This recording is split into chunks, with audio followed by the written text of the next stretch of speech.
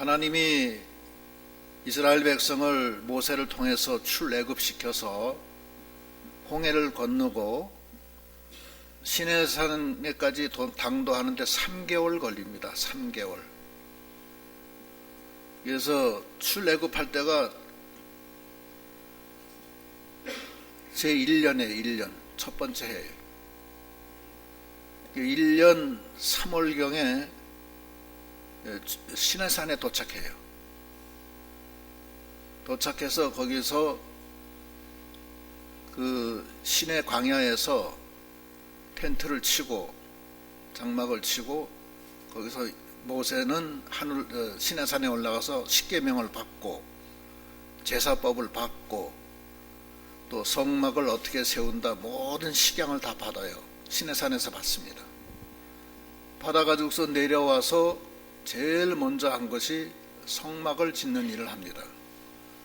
근데 여기서 이 말씀은 시내산에서 받은 성막 제조법에 대한 말씀이에요. 성막을 거기 보면은 40장 1절에부터 읽어보세요.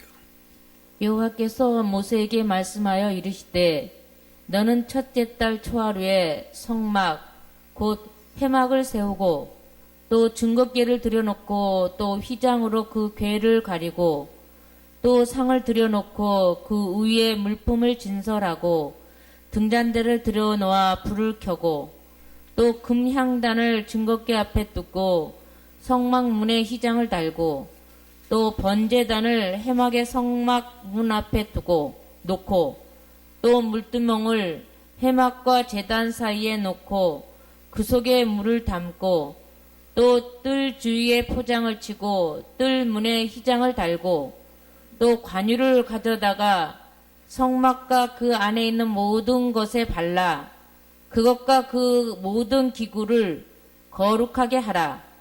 그것이 거룩하리라. 일단 거기까지만 하시죠. 너무 길어버리면 잃어버리니까. 하나님이 모세에게 명하시기를 첫 번째 달 초하루에 성막 곧 회막을 세워라. 성막은 그 텐트에 텐트, 이렇게 이동식 텐트.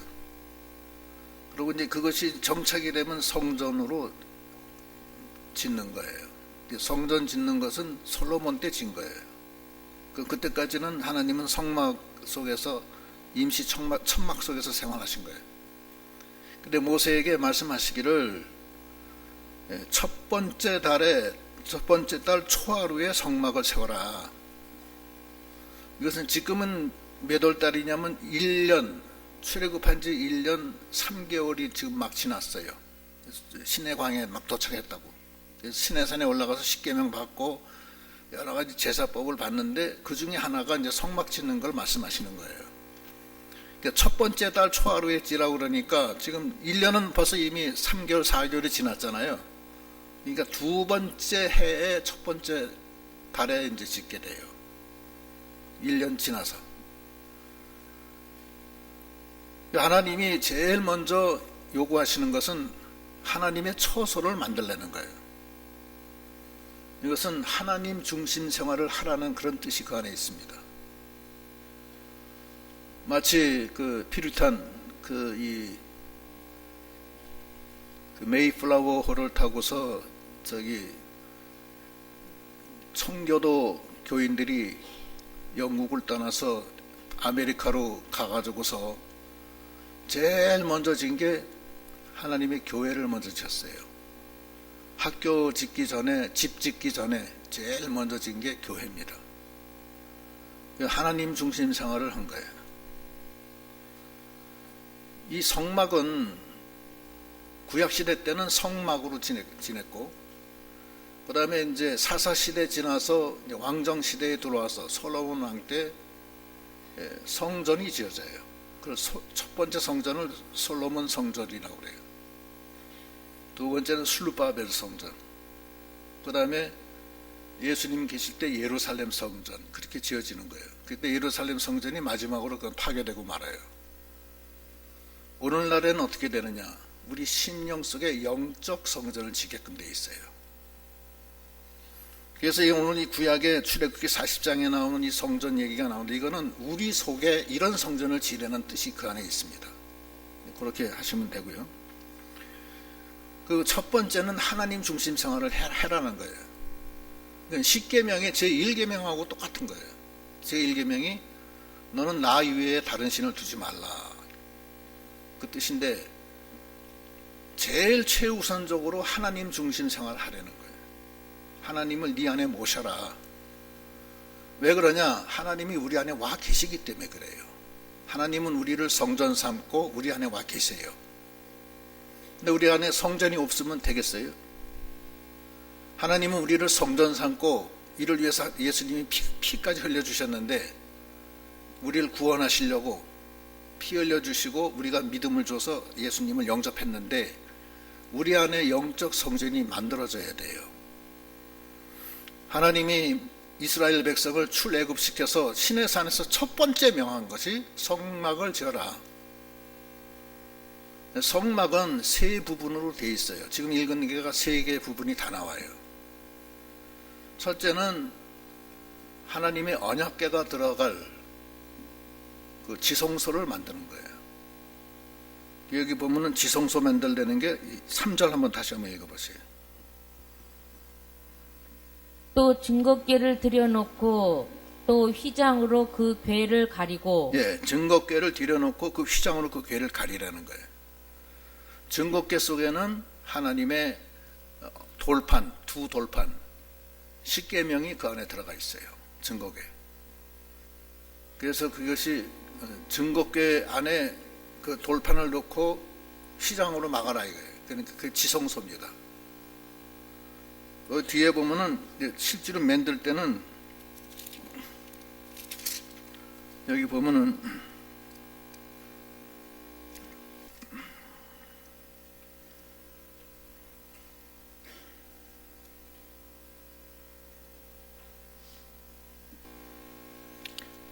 이 20절부터 읽어보세요. 이거는 이제 지금 어저께 아까 읽은 16절까지는 하나님이 명령하신 거고, 그 다음에 17절부터는 실제로 모세가 그대로 행한 내용이에요. 17장 1절부터 한번 읽어보세요. 둘째 해 첫째 40장 17절. 둘째 해 첫째 달 곧 그 달 초하루에 성막을 세우니라. 모세가 성막을 세우되 그 받침들을 놓고 그 널판들을 세우고 그 띠를 띄우고 그 기둥들을 세우고 또 성막 위에 막을 펴고 그 위에 덮개를 덮으니 여호와께서 모세에게 명령하신 대로 되니라. 그는 또 증거판을 궤 속에 넣고 채를 궤에 깨고 속죄소를 궤 위에 두고 또 그 궤를 성막에 들여놓고 가리개 휘장을 늘어뜨려 그 증거궤를 가리니 여호와께서 모세에게 명령하신 대로 되니라. 예, 이거는 뭐냐면은 널판을 깔아서 이 바닥을 만들고 그 다음에 성막을 지어요. 다 지은 다음에 위에 뚜껑까지 다 덮은 다음에 제일 안쪽에다가 이 증거궤를 집어넣은 그 이 궤에다가 언약궤죠. 언약궤를 그 안에다 넣고 가리개로 가리라는 거예요. 그게 지성소예요. 그런데 증거궤 위에는 지성 속죄소가 그 위에 있어요. 그러니까 언약궤 위에다가 속죄소가 있어요. 속죄소 뚜껑이 딱 있고 속죄소 양쪽 네 귀통에 뿔이 있어요. 뿔이 있고 그 위에는 두릅이 천사 두릅이 이렇게 모양이 딱 되어 있어요. 그것이 지성소입니다. 그러니까 지성소는 두 개로 되어 있어요. 언약궤하고 속죄소 두 개가 되어 있어요. 그러고서 지성소는 가려지고 거기는 아무나 못 들어가요. 지성소는 하나님 만나는 장소입니다. 거기는 하나님이 임재하세요. 하나님 임재하신 데는 언약궤하고 속죄소 두 가지가 있어요. 그러니까 언약과 속죄를 통해서 하나님 앞에 우리는 들어갈 수가 있는 거예요. 이게 지성소고, 두 번째 성소. 지성소 들어가기 전에 성소가 있어요. 성소가 지성소로 되어 있는데 합쳐서 그것이 그 성막이 되는 거예요. 그럼 성소에는 세 가지가 있어요. 들어가면서 오른쪽에는 떡상이 있고, 왼쪽에는 등대가 있고, 전면에는 그 언약궤 바로 앞에 있는 거죠. 거기는 향단이 있습니다. 이 세 가지가 있어요. 그것이 성소입니다. 거기 보면은 22절부터 읽어보세요. 그는 또 해마간 곧 성막 북쪽으로 휘장 밖에 상을 놓고 또 여호와 앞 그 상 위에 떡을 진설하니 여호와께서 모세에게 명령하신 대로 되니라. 그는 또 해마간 곧 성막 남쪽에 등잔대를 놓아 상과 마주하게 하고 또 여호와 앞에 등잔대에 불을 켜니 여호와께서 모세에게 명령하신 대로 되니라. 그가 또 금향단을 해막 안 휘장 앞에 두고 그 위에 향기로운 향을 사르니 여호와께서 모세에게 명령하신 대로 되니라. 그는 또 성막문에 휘장을 달고 그 성막이 이제 끝나는 거예요. 그러니까 성막 안에는 성소와 지성소가 있는데, 지성소는 성소와 딱 가리개로 가려져 있고, 지성소 안에는 언약궤와 지성소가 있고, 속죄소가 있고, 그걸로 끝이에요. 지성소는. 그다음에 성소에는 이게 지금 성전의 문은 항상 동쪽을 향합니다. 동쪽에서 오른쪽이면 북쪽이죠. 북쪽에는 떡상이 있고, 남쪽 왼쪽에는 등대가 있고, 전면은 북쪽입니다. 동쪽이 아니라 서쪽이에요. 서쪽에는 금향단이 있어요. 금향단은 언약궤와 이렇게 휘장을 사이에 두고 걸쳐 있는 거예요. 이게 성소는 이 떡상, 그 다음에 등대, 그 다음에 금향단이 있어요. 그거는 들어가서 등대로 항상 불을 켜게 돼 있고, 그 다음에 기도, 떡은 그리스도의 그 살을 뜻하기도 해요. 그게. 그래서 이 하나님 앞에 이 성소에 가서 제사를 드리는 그 모습입니다. 그리고 성소 바깥에는 그 회막과 성소 사이에는 이 번제단이 있어요. 그 단이라고 그래. 거기 그 다음에 한번 읽어보세요. 28절. 그는 또 성막문에 휘장을 달고 또 해막의 성막 문 앞에 번제단을 두고 번제와 소제를 그 위에 드리니 여호와께서 모세에게 명령하신 대로 되니라. 그는 또 물두멍을 해막과 제단 사이에 두고 거기 씻을 물을 담으니라.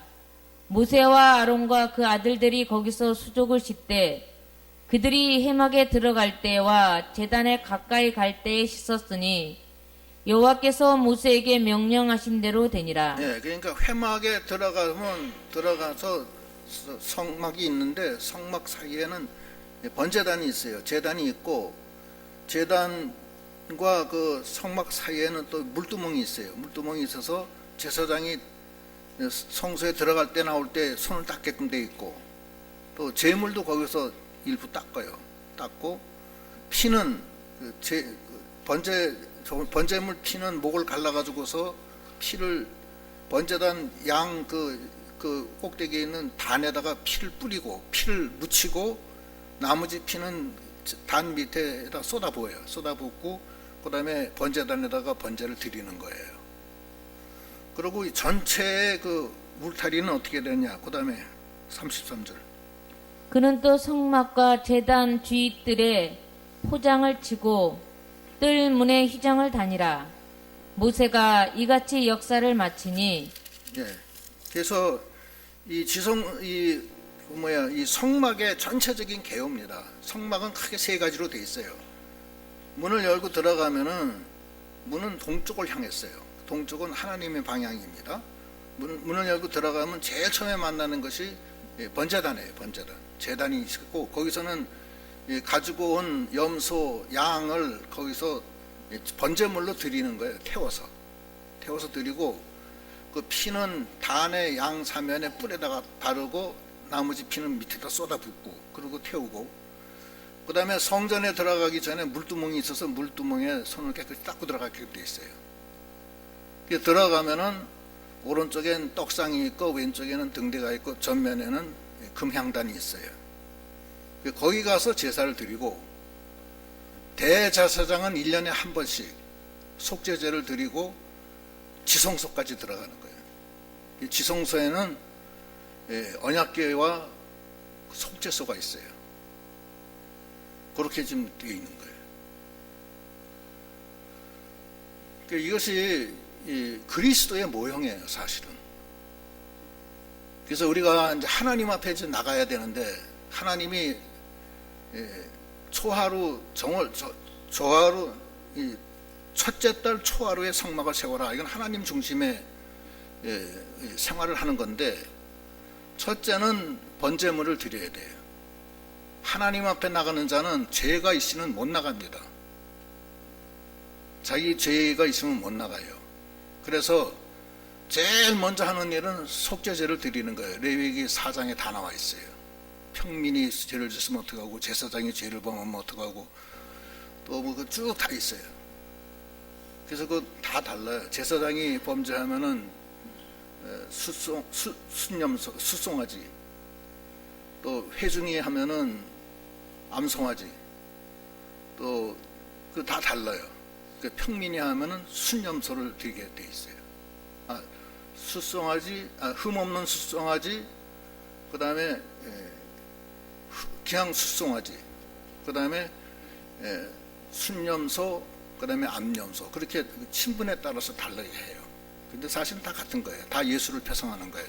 왜냐하면 전부 다 수송아지를 다 잡을 수가 없잖아요. 그럼 수송아지 다 죽으면은 송아지 번식이 안 되니까, 그렇게 해서 구분을 해서 성비를 맞춰서 하게끔 그렇게 하는 거예요. 그래서 하나님 앞에 나갈 때는 양이 죽어야 돼요, 무조건. 양이 죽지 않으면 하나님 앞에 못 나갑니다. 제물을 드려야 돼요. 그런데 구약제사는 시간제이기 때문에 제물을 바치는 그 순간까지의 죄가 다 없어지는 거지, 그 후에 지은 죄는 안 없어집니다. 또다시 범죄하고 그러면 또 들어갈 때는 다시 또 속죄제를 드려야 돼요. 번번이 드려야 되는 거예요, 매번마다. 그것이 첫 번째고, 그 다음에 제사 성막에 그 다음에 물두멍에 손을 닦고 성막에 들어가서는 떡상, 예수의 살과 등대, 그 다음에 기도와 예물, 이 향단은 기도와 예물 아니에요. 의로운 행실, 그거예요. 우리가 신앙생활을 할 때 필요한 예수의 살과 의로운 행실과 기도, 그 다음에 등대는 그거는 성령을 의미하기도 해요. 그렇게 한 다음에, 그걸 지난 다음에 이제 그 안에 들어가면은 지성소가 있고 하나님을 만나게 돼요.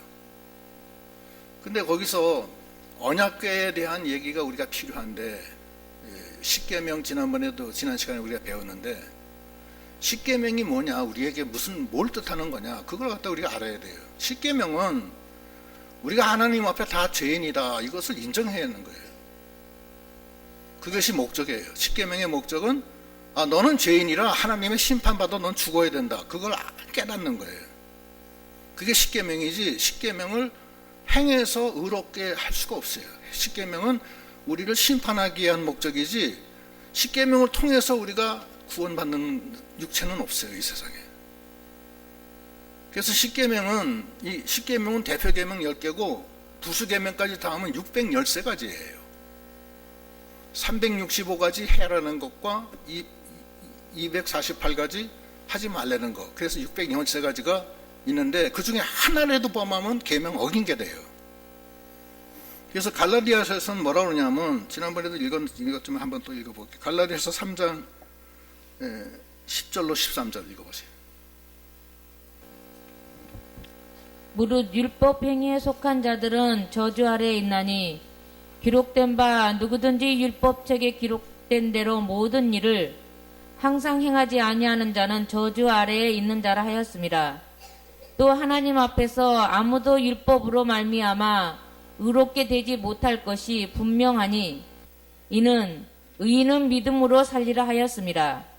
율법은 믿음에서 난 것이 아니니 율법을 행하는 자는 그 가운데서 살리라 하였느니라. 예, 그러니까 율법을 행하는 것은 믿음으로 하는 게 아니라 율법을 행함으로 사는 건데, 율법을 행해서 받을 육체는 없는 거예요. 왜냐하면 인간이 연약해서 그래요. 연약하기 때문에 614가지 중에 어떤 거 하나라도 범하면 범했지 하나도 안 범을 수가 없다는 거예요. 그게 율법의 저주예요. 율법으로는 그래서 자기가 내가 하나님 심판 아래 있는 죄인이구나, 이걸 깨닫는 게 주목적이에요. 그래서 로마서에 보면은 8장 로마서 3장 19절로 24절까지 읽어보세요.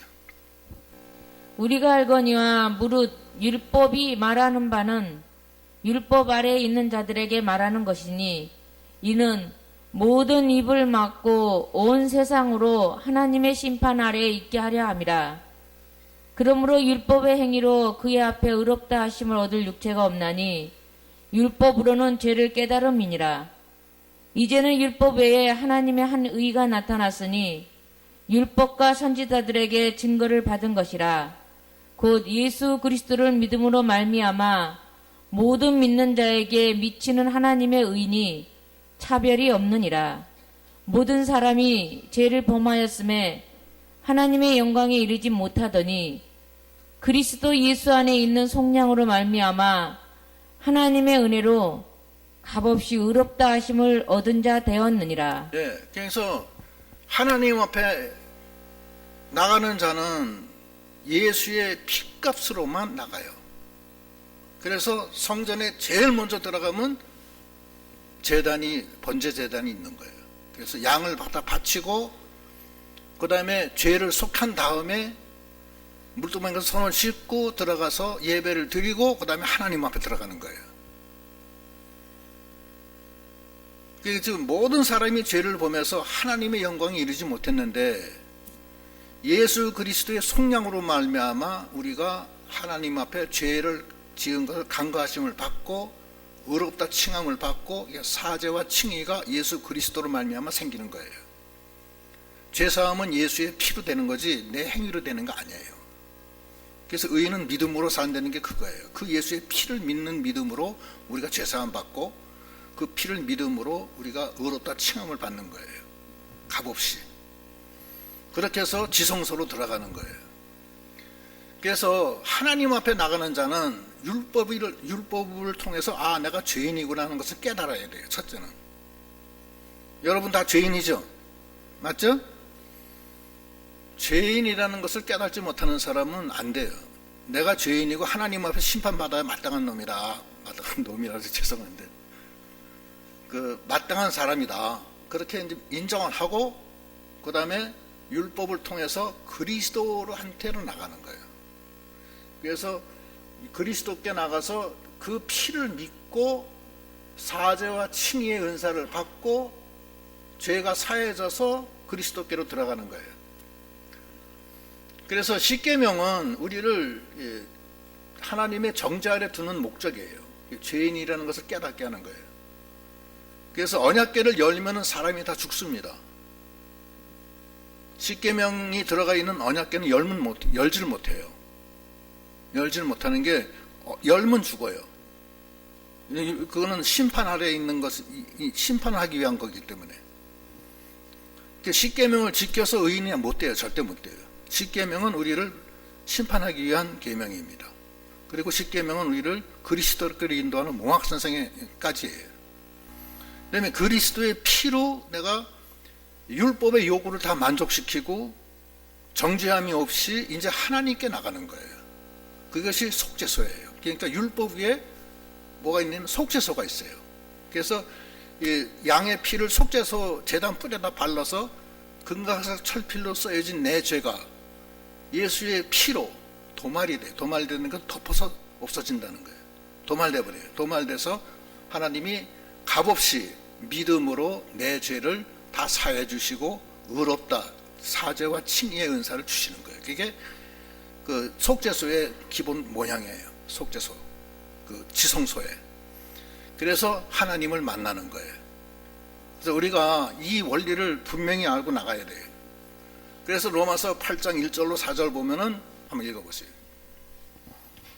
그러므로 이제 그리스도 예수 안에 있는 자들에게는 결코 정죄함이 없나니 이는 그리스도 예수 안에 있는 생명의 성령의 법이 죄와 사망의 법에서 너를 해방하였습니다. 율법이 육신으로 말미암아 연약하여 할 수 없는 그것을 하나님은 하시나니 그 죄로 말미암아 자기 아들을 죄 있는 육신의 모양으로 보내어 육신의 죄를 정하사 육신을 따르지 않고 그 영을 따라 행하는 우리에게 율법의 요구가 이루어지게 하려 하심이니라. 예, 우리가 예수 안에서 우리가 이 거룩하게 되고 죄사함을 받고 의롭다 칭함을 받아서 하나님의 율법의 요구를 다 만족시켜서 하나님 앞에 나간다는 거예요. 그래서 죄와 사망에서 해방이 되는 겁니다. 하나님 앞에 나가야 죄와 사망에서 해방되는 거예요. 하나님이 죄와 사망을 다 이겨주시기 때문에 이제 그렇게 되는 거고, 그 다음에 이제 거룩하게 되는 것이 또 문제예요. 거룩하게 될 때는 관유를 뿌린다고 그랬어요. 관유. 여기 보면은 관유를 뿌려라. 거의 8절부터 9절부터 40장 9절 본문에 항상 또 관유를 가져다가 성막과 그 안에 있는 모든 것에 발라 그것과 그 모든 기구를 거룩하게 하라. 그것이 거룩하리라. 너는 또 번제단과 그 모든 기구에 발라 그 안을 거룩하게 하라. 그 제단이 지극히 거룩하리라. 예, 또 다 그래요. 근데 됐어요. 관유는 뭐냐면은 성령이에요. 성령은 우리를 거룩하게 해요. 우리가 성도라고 그러는데 거룩할 성자거든요. 왜 성도냐면 우리 안에 성령이 와 계시기 때문에 거룩한 자가 되는 거예요. 성령 안에서 우리 죄가 다 거룩하게 돼서 거룩한 자가 되는 거예요. 그러니까 성령으로 나가면은 우리를 거룩하게 만들어서 죄와 사망에서 다 해방시켜줘요. 영적으로 살아야 된다는 거예요. 로마서에도 보면은 그래서 여기 로마서 내가 기록을 했나 모르겠는데 기록을 내가 안 했구나. 그래서 성령으로 거룩하게 임을 받고 그 관유의 뿌림을 받아서 모든 성전 기구를 다 관유로 닦고, 그 다음에 제사장은 기름 부음을 받는 거예요. 그래서 거룩하게 되는 거예요. 성령이 임하는 거예요.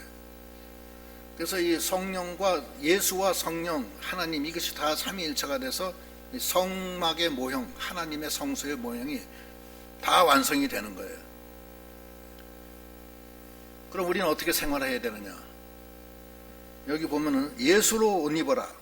거기 보면은 12절부터 또 읽어보시죠. 너는 또 아론과 그 아들들을 회막문으로 데려다가 물로 씻기고 아론에게 거룩한 옷을 입히고 그에게 기름을 부어 거룩하게 하여 그가 내게 제사장의 직분을 행하게 하라. 너는 또 그 아들들을 데려다가 그들에게 겉옷을 입히고 그 아버지에게 기름을 부은 같이 그들에게도 부어서 그들이 내게 제사장의 직분을 행하게 하라. 그들이 기름 부음을 받았은즉 대대로 영영이 제사장이 되리라 하시매 모세가 그같이 행하되 곧 여호와께서 자기에게 명령하신 대로 다 행하였더라. 예, 거룩한 옷을 입히고 그러니까 그리스도로 옷 입고 성령의 인도를 받아서 나가는 거예요. 이제 그것이 이 모든 이 구약 시대 때 성소의 모형이고 그것이 오늘날 우리의 믿음의 생활의 모습입니다. 그러니까 우리가 예수 믿어서 사죄와 칭의의 은사를 받고 내 안에 이 기름 부음, 성령이 내 안에 임하셔서 나를 성전 삼고 성령이 나를 인도하심으로 우리가 당당히 이제는 하나님 앞에 나갈 수가 있게 됐다는 거예요. 근데 죄가 있어요, 없어요? 그것만 또 한번 물어볼게요. 오전에도 했지만 죄 있어요, 없어요? 예? 죄가 있으면 다시 나가서 다시 번제물 또 다시 드려야 돼요. 죄가 있으면 못 들어가니까. 맞아요? 틀려요? 맞아요. 그래서 예수님이 구약시대 때는 번번이 이 제사를 드렸지만 신약시대 때는 예수님이 영원한 속죄를 갖다 이루었기 때문에 예수님의 한 번의 제사로 예수 안에서 완전히 죄가 다 없어진 거예요. 그걸 알아야 돼요. 그러니까 오전에도 읽었지만 한 번 더 읽을게요. 히브리서 10장 10절로 여기 읽어보세요. 이 뜻을 따라 예수 그리스도의 몸을 단번에 들이심으로 말미암아 우리가 거룩함을 얻었었노라. 제사장마다 매일 서서 섬기며 자주 같은 제사를 드리되 이 제사는 언제나 죄를 얻게 하지 못하거니와 오직 그리스도는 죄를 위하여 한 영원한 제사를 드리시고 하나님 우편에 앉으사 그 후에 자기 원수들을 자기 발등상이 되게 하실 때까지 기다리시나니 그가 거룩하게 된 자들을 한 번의 제사로 영원히 온전하게 하셨느니라. 한 번의 제사로 영원히 온전하게 했어요. 그리고서 하늘 지성소에 올라가셔서 하나님 우편에서 이제 기다리시는 거예요. 우리를 기다리시는 거예요. 그래서 우리가 예수 앞에 나가면은 영원히 죄가 다 사해졌어요. 그걸 믿어야 돼요. 아, 나 죄인인데 난 어저께도 죽을 죄를 지었고 그저께는 거짓말했고 음행죄도 지고 뭐 도둑질도 하고 형제를 미워해서 살인죄도 지었습니다. 이 죄인을 불쌍히 하겠다. 그 죄를 다 사해 주셨어요. 영원히 한 번의 제사로 다 사해 주신 거예요. 그래서 히브리서 10장 거기 17절로 18절에 뭐라고 그러시냐면 읽어보세요. 또 그들의 죄와 그들의 불법을 내가 다시 기억하지 아니하리라 하셨으니 이것들을 사하셨은즉 다시 죄를 위하여 제사 드릴 것이 없느니라. 다시는 죄를 이제는 기억하지 않는다. 다 사해줬기 때문에 더 이상 제사 드릴 게 없다. 예수님의 피로는 끝이에요. 우리는 그 피로 사죄와 칭의를 받은 겁니다. 그걸 확실하게 믿어야 돼요. 믿고 이제는 하나님 앞에 감사함으로 사죄의 기쁨과 은총 속에서 감사함으로 이제는 기쁘고 감사하고 쉬지 않고 기도함으로 성령의 인도를 받아서 나가는 겁니다. 그것이 내 안에 영적 성전이에요. 그 성전을 내 안에 가지고서 내 안에는 예수의 피의 번제단이 있다. 그래서 나는 내가 드릴 제사를 예수님이 대신 죽어주셔서 내 대신 죽어주셨기 때문에 나는 이제 예수 안에서 산다. 그리고 나는 내 안에 성령이 와 계시고 성전이 내 안에 있다. 나는 이제 거룩한 자가 됐다. 하나님의 영의 인도와 주장을 받는 게 하나님의 아들이에요. 그래서 하나님이 그때부터 임재하는 거예요. 그 성막이 다 지워지니까 하나님이 임재하세요. 거기 본문 34절부터 읽어보세요.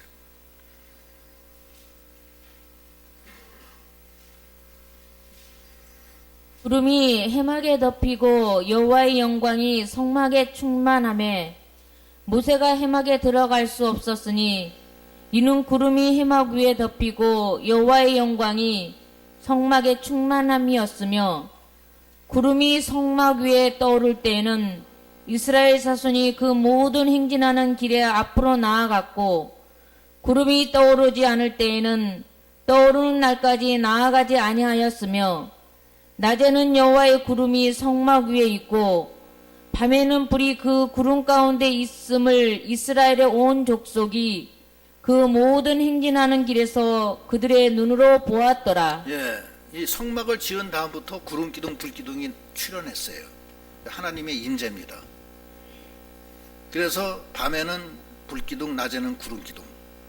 그래서 이 구름기둥이 생기면은 이런 움직이기 시작하면 텐트를 다 걷어서 짐을 싸고 이제 따라가는 거예요. 한참 따르면 맨날 며칠 가다가 뭐 물이 없으면 물이 없어도 우리 다 죽겠습니다. 그러면 또 반석에 샘물 쳐서 물 내주고 매출하게 내려주고 해서 먹으면서 가다가 구름기둥이 딱 멈추면은 거기다가 장막 칠 곳을 찾아주신 거예요. 거기다가 장막을 쳐요. 또 텐트를 쭉 치고 한가운데다가 성막을 치고 그러고서 거기서 또 다음 구름기둥이 또다시 일어나기 전까지 계속 있는 거예요. 그것만 쳐다봐야 돼. 언제 일어날지 모르니까. 밤에는 불기둥, 낮에는 구름기둥으로 계속 인도하시는 거예요. 그래서 출애굽해서 1년이 지난 후에 성막을 지어요. 성막을 짓고 성막이 끝난 다음부터 하나님의 영광이 하늘로부터 내려와서 이스라엘 백성하고 함께 하시면서 구름기둥 불기둥으로 인도하시는 겁니다. 오늘날도 마찬가지야. 우리가 우리 안에 영적 성전을 짓고 내 속에 예수의 번제단이 있고 내 속에 성소가 있고 금향단이 있고 떡상이 있고 등대가 있고 그 안에 언약궤와 지성소가 있고 속죄소가 있어서 그 완전한 성삼위일체의 역사가 내 안에 임할 때 하나님이 구름기둥 불기둥으로 나에게 임하셔서 오른손으로 나를 붙들고 이 험한 이 광야의 길을 동행해 주시는 겁니다. 이 모형으로 우리가 승리하는 우리 믿음이 다 되시도록 하셔야 되겠습니다. 기도하시겠습니다.